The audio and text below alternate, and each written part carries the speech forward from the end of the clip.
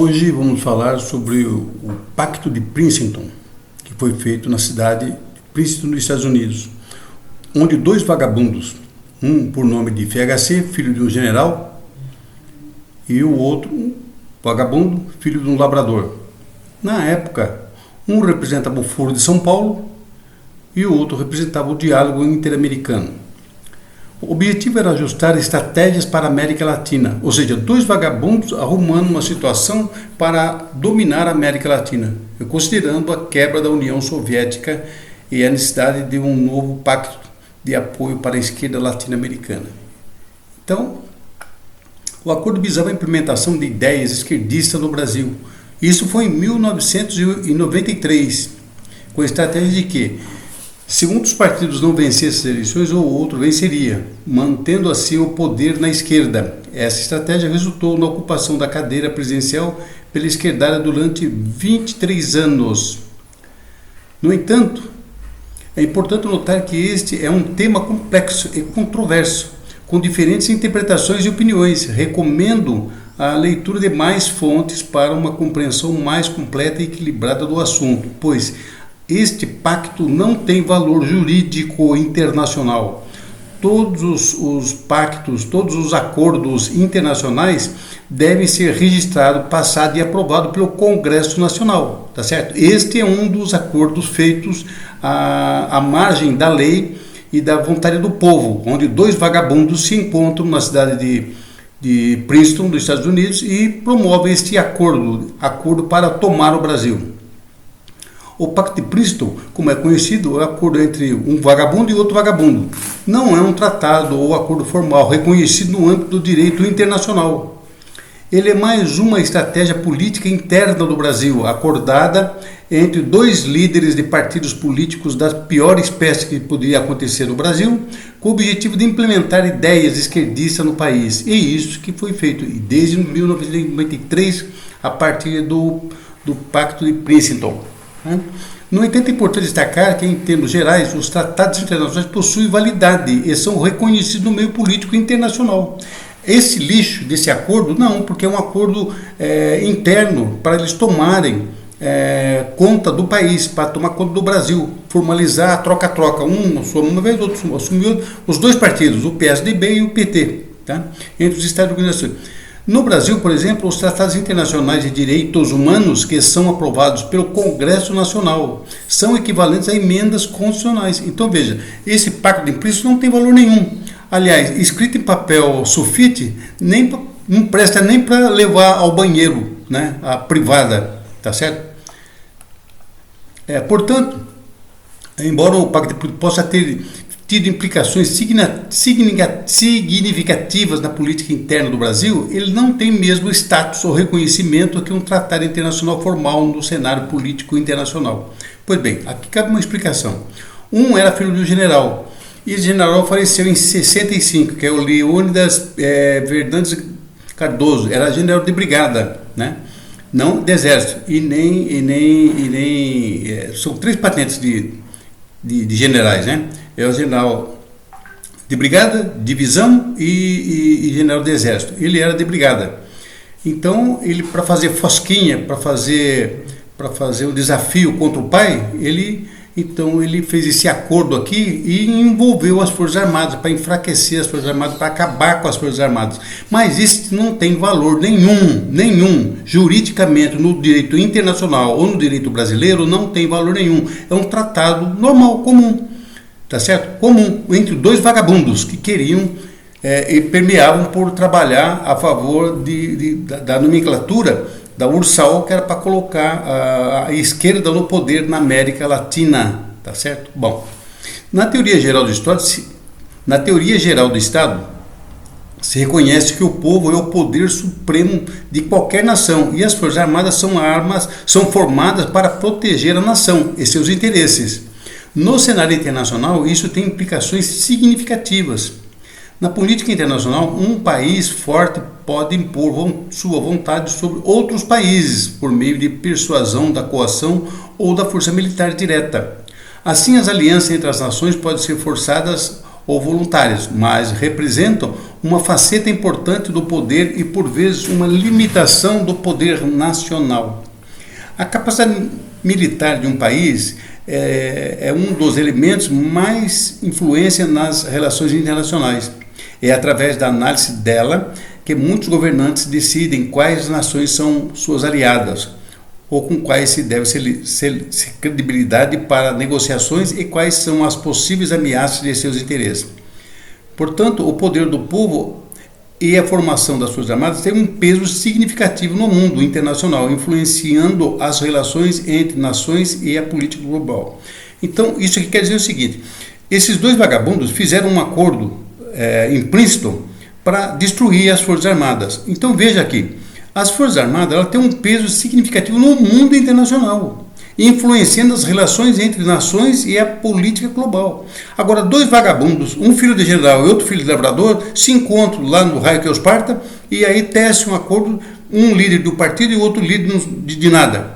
Tecem um acordo, escrevem um acordo e isso acabam espalhando através da imprensa, dessa imprensa bandida, esquerdopata também, acaba espalhando isso e torna-se isso um motivo, né, para atropelar as pessoas que tinham, que pensavam numa convergência das Forças Armadas como intervenção no Estado brasileiro. Então, mas não pode, porque por causa do Tratado de Princeton. O Tratado de Princeton não vale porcaria nenhuma, não tem valor significativo internacional no direito internacional. Portanto, este acordo de Princeton foi feito para dois vagabundos tomarem conta do Brasil e da América Latina. Tá certo? Dois ladrões, diga-se de passagem. Um recentemente condenado em 3 instâncias, descondenado pelo Supremo Tribunal Federal, para fazer o que está fazendo hoje: submeter o povo à humilhação e à escravidão. Tá certo? Então, as Forças Armadas desempenham um papel crucial na política internacional, influenciando as relações entre as nações e a política global. Essas são as nossas Forças Armadas. E aqui destaco, primeiro, defesa e segurança. As Forças Armadas são responsáveis pelas defesas de um país contra ameaças externas e pela manutenção da segurança nacional. Viu? Segurança nacional, interna. Elas também podem ser usadas para prevenir conflitos e restringir a violência no âmbito internacional. Então, veja, ela pode ser usada, como já foi usada, no âmbito interno, ou seja, GLO, que é a garantia da lei e da ordem. Isso é o poder das Forças Armadas. 2. Projeção do poder. A capacidade militar de um país é um dos elementos que mais influência nas relações internacionais possui. Um país com fortes Forças Armadas pode impor sua vontade sobre outros países, através da persuasão, coação ou força militar direta, tá certo? 3. Participação em missões internacionais. As Forças Armadas frequentemente participam de missões internacionais. Isto que estava um acordo de Princeton entre dois vagabundos, que era usar as Forças Armadas para desmoralizar as Forças Armadas, porque ele não gostava do pai dele, que era militar, então ele investiu tudo em cima disso. E começou a usar as Forças Armadas para os tratados de paz, como se isso fosse mal para o país. Não, muito pelo contrário, foi benéfico, né? E exercícios internacionais de operações humanitárias, que aconteceu no Haiti e outros países na África. Né? Bom, 4. Desenvolvimento tecnológico. As Forças Armadas muitas vezes lideram o desenvolvimento e implementação de tecnologias inovadoras, que podem ser implicações significativas para a segurança internacional. Então veja o valor de uma força armada.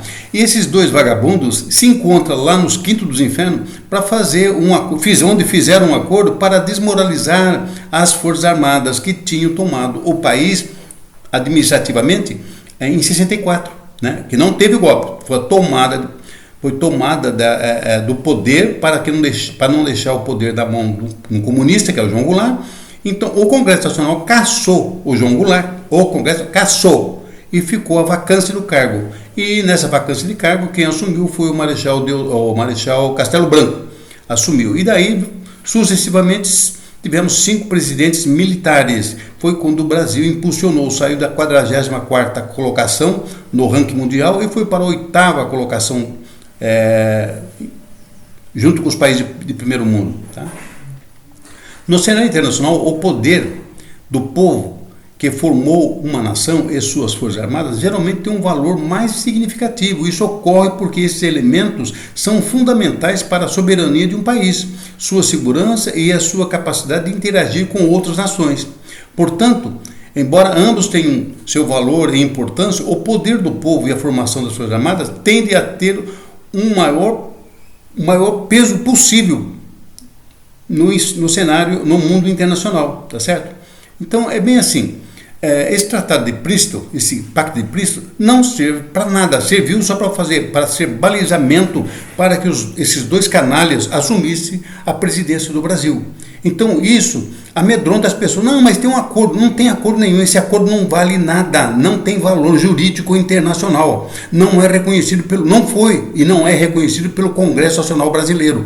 Portanto, não tem valor nenhum. Tá certo? Então, nós temos que acreditar nas nossas Forças Armadas, porque pertence ao povo, não pertence nem ao Poder Executivo, nem ao Legislativo e nem ao Judiciário. Ou as Forças Armadas pertencem ao povo. O povo é o detentor, é o dono, que foi o que instituiu a criação das Forças Armadas. Então é bem assim. É bem assim que funciona. Aí dois vagabundos aparecem, fazem um acordo.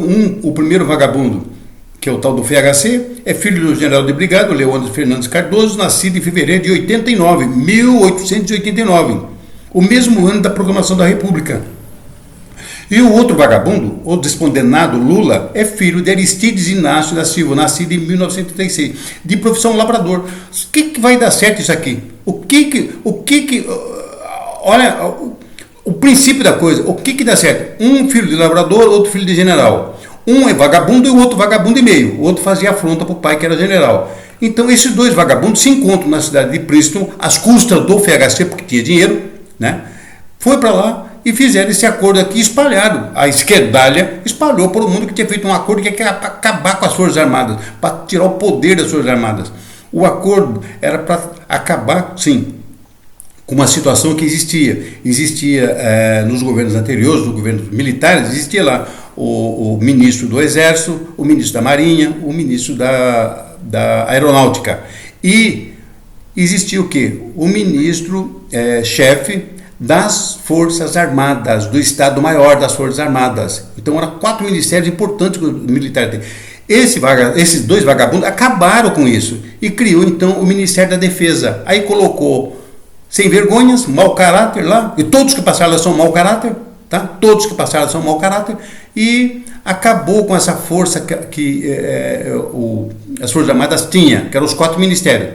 O Ministério do Estado-Maior das Forças Armadas, Ministério do Exército, Ministério da Marinha, Ministério da Aeronáutica. Então, eram os 4 ministérios. Eles acabaram de colocar no lugar o quê?